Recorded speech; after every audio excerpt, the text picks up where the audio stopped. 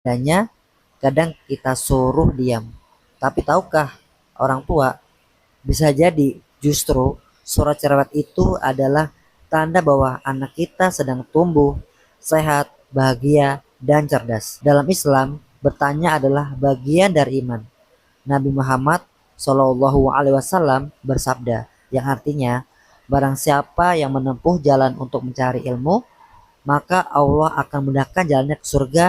Hadis riwayat At-Tirmidzi. Dan setiap jalan itu selalu dimulai dengan satu hal, bertanya. Anak kita yang cerewet itu mungkin calon ulama, calon pemikir besar, tapi semua itu bisa padam jika yang pertama kali membungkamnya adalah kita, yaitu orang tuanya sendiri. Dari sisi sains, anak usia 2 sampai 5 tahun bisa bertanya hingga 300 kali dalam sehari. Setiap pertanyaannya menandakan otaknya sedang aktif, membentuk koneksi neuron baru, mengasah logika dan nalar, belajar komunikasi dan keberanian, menguatkan daya ingat dan fokus. Penelitian dari Harvard tahun 2021 bahkan menunjukkan semakin sering orang tua berdialog dan menjawab pertanyaan anak, semakin kuat struktur otak yang terbentuk, terutama di area yang mengatur bahasa, konsentrasi, dan empati. Tapi ketika anak sering dibentak saat bertanya,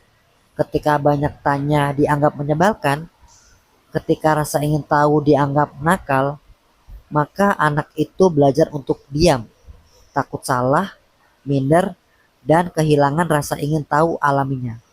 Dan tahukah ayah bunda, kehilangan rasa ingin tahu adalah kematian paling awal dalam proses berpikir.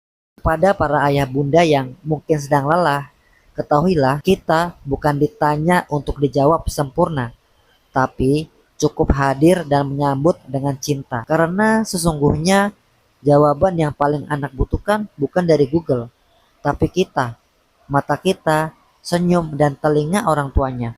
Jika kita membentak karena lelah, itu manusiawi. Tapi jika orang tua membungkam terus-menerus, itu bisa mematikan semangat belajarnya. Jika hari ini anak kita banyak bertanya, maka bersyukurlah. Itu artinya hatinya belum tertutup, otaknya belum padam, dan kita sebagai orang tua masih punya kesempatan menjadi guru pertamanya. Jangan padamkan suara kecil itu. Jangan bungkam benih cendekia di rumah kita sendiri. Karena anak yang cerewet hari ini bisa jadi adalah anak yang akan mengguncang dunia dengan ilmunya esok hari. Dan semua itu berawal dari satu hal sederhana. Kita yang memilih untuk mendengar